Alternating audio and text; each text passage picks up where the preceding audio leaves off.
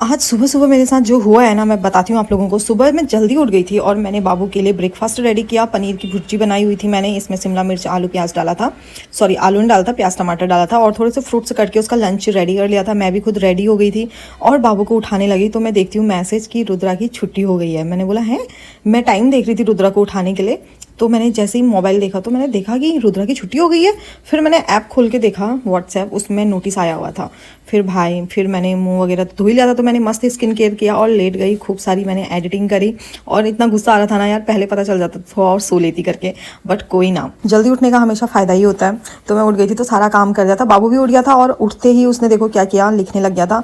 और फिर ब्रेकफास्ट में हम लोगों ने फ्रूट्स वगैरह ही खाया था, क्योंकि उसका तो फ्रूट्स था ही, तो मैंने अपने लिए भी कट कर लिया था, वही खाया हमने। और लंच में भी उसका लंच था ही, तो मैंने भी फिर रोटी और यही खा लिया था। एंड फिर दिन का टाइम हो गया था और ये रहा मेरा क्यूटी पाई, और हम दोनों सो गए थे मस्त। इसको तो मैंने काफ़ी लेट तक सोने दिया, मतलब 10 बजे तक सोया होगा ये। मैं जल्दी उठ गई थी बट ये सोया हुआ था, फिर तब भी मैंने सुला दिया। मैंने कहा कोई ना, मैं भी सो जाती हूँ, क्योंकि मैं तो जल्दी उठ गई थी ना। फिर उठने के बाद भाई नहाया धोया मस्त, और ये मेरा टॉवल देखो जरा कैसे नीचे को आ गया था। सो फिर मैंने बनाई थी अपने लिए गर्मा गर्म चाय, क्योंकि यार दिन में एक चाय तो बनती है, और जो सुकून मिलता है ना चाय पीने का, वो चाय लवर ही समझ सकते हैं कि मैं क्या बोलना चाह रही हूँ। सो फटाफट से फिर हम लोग हो चुके थे रेडी, क्योंकि हम लोगों को कहीं और भी जाना था। और ये देखो मेरा बाबू क्या हरकतें कर रहा है यहाँ पे, बोलता टॉर्च जलाओ और कहता मैं पापा को ढूंढ रहा हूँ, और उसको पापा की इतनी याद आ रही थी, पापा पापा बोलने में था, और देख रहा था खिड़की से भी।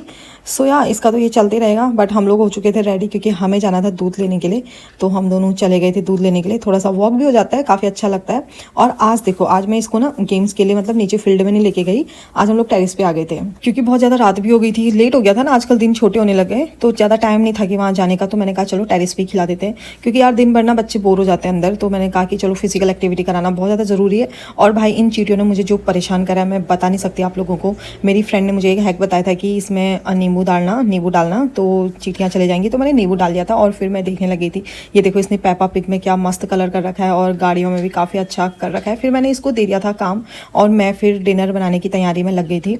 और इसका एग्ज़ाम है, तो मैं एग्ज़ाम के लिए मैंने काफ़ी सारी चीज़ें जो भी इसका सिलेबस में था, मतलब आने वाला था पेपर में, वो सब मैंने इसको दे दिया था करने के लिए। तो बाबू भी बड़े मज़े से कर रहा था और बोल रहा था कि माँ ये देखो क्या बन गया है। मकड़ी का जाल जैसा क्या है?